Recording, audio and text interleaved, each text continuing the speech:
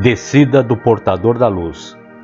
Então os anjos e todas as gerações das forças tratarão este nome como uma ilusão, perguntando-se: de onde veio? De onde vieram essas palavras ilusórias que todas as forças não puderam descobrir? O primeiro reino, diz ele surgiu como senhor de um reino santo e excelso. Um espírito o transportou para o céu. Ele foi alimentado nos céus. Ele recebeu a glória e a força naquele lugar. Veio ao colo de sua mãe e assim desceu sobre a água. O segundo reino, diz ele surgiu de um grande profeta.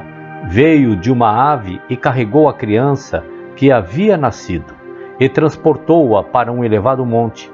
Foi alimentado pela ave do céu.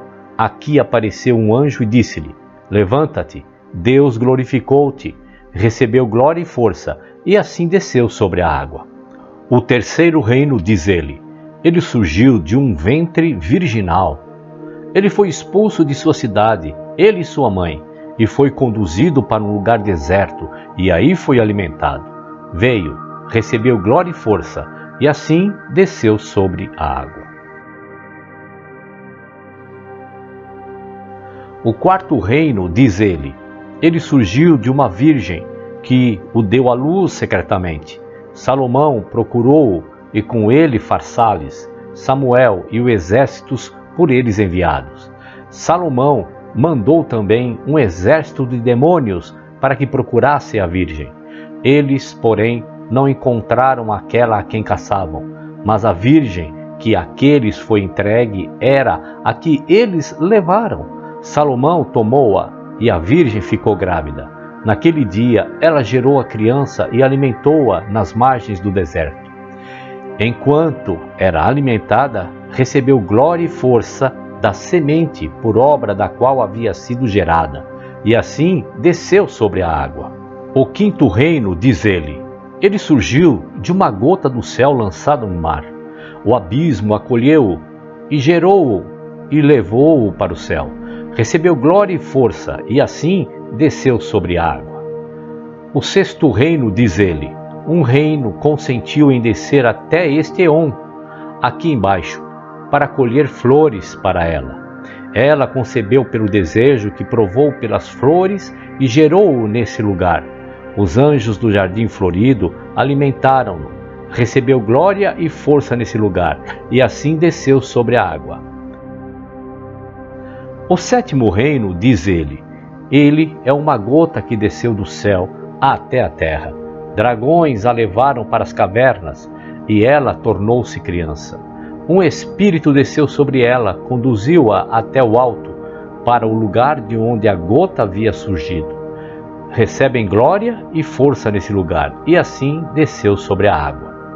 O oitavo reino, diz uma nuvem desceu à terra e envolveu um penhasco.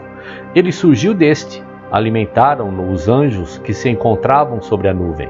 Nesse lugar recebeu glória e força, e assim desceu sobre a terra. O nono reino, diz das 9 musas, uma se desprendeu e desceu sobre outra montanha. Passou algum tempo lá sentada, desejando-se a si própria com o fim de se tornar andrógena. O seu desejo cumpriu-se e engravidou pelo desejo de si mesma. Ele nasceu, alimentaram-no os anjos que estavam acima de seu desejo. Naquele lugar recebeu glória e força, e assim desceu sobre a água. O 10º reino, diz o seu Deus amou uma nuvem de desejo, gerou-o sobre a sua mão e lançou sobre a nuvem a seu lado um pouco daquela gota, e ele nasceu. Naquele lugar recebeu glória e força, e assim desceu sobre a água. O 11º reino, diz o pai desejou a própria filha. Ela engravidou de seu pai. Ela colocou a criança numa caverna, adentrando o deserto. Naquele lugar o anjo alimentou-a, e assim desceu sobre a água. O 12º reino, diz ele veio de 2 portadores da luz. Lá ele foi alimentado. Ele recebeu glória e força, e assim desceu sobre a água.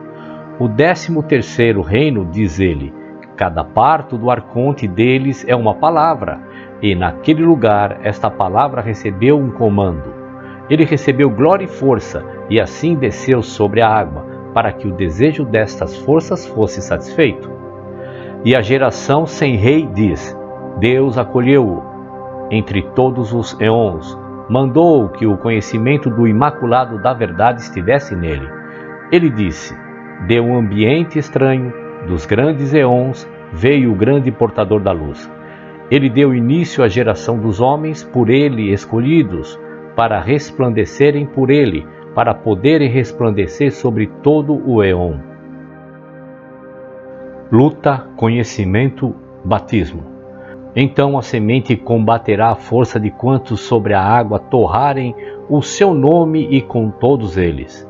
E uma nuvem escura descerá sobre eles, e os povos falarão em voz alta, dizendo: Feliz a alma dos que conheceram Deus por meio de um conhecimento de verdade. Estes viverão por toda a eternidade, porque não foram corrompidos pelos seus desejos, tremíperos dos anjos, nem conheceram as obras das forças, mas irão à sua presença dando mostras de um conhecimento de Deus que é como luz advinda do fogo e do sangue. Nós, pelo contrário, executamos todas as obras das forças na incompreensão. Nós nos orgulhamos de transgressão de todas nossas obras.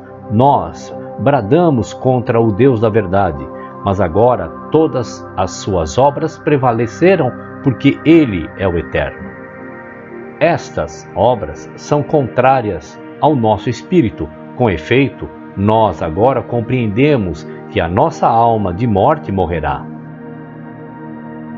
Então, sobre eles desceu uma voz que disse: Michel, Michar, Minezenus, que estais designado para o santo batismo e para a água da vida, por que haveis bramado contra o Deus vivo, com vozes ímpias e línguas sobre as quais não rege lei alguma, e com almas repletas de sangue e de torpes ações? Vós não tendes obras que se relacionam com a verdade, e contudo os vossos caminhos se encontram repletos de regozijo e de júbilo. Vosso pensamento não se assemelha ao dos homens que persegues, porque eles não satisfazem as vossas ambições. O fruto deles não murchará, pelo contrário, eles serão por longo tempo conhecidos como os grandes eons, porque as palavras do Deus dos eons que eles guardaram não foram reunidas no livro e nele não foram escritas. Palavras sobre a montanha. Pelo contrário, serão levadas por seres angélicos, e todas as gerações humanas não as conhecerão, porque elas se encontrarão numa elevada montanha, sobre um penedo de verdade. Portanto, as palavras da imortalidade da verdade serão ditas àqueles que conhecem o Deus eterno com sabedoria de conhecimento e por intermédio do ensinamento eternamente advindo dos anjos, porque ele conhece todas as coisas. Estas são as revelações que Adão fez a seu filho Sete, e que Sete transmitiu à sua semente.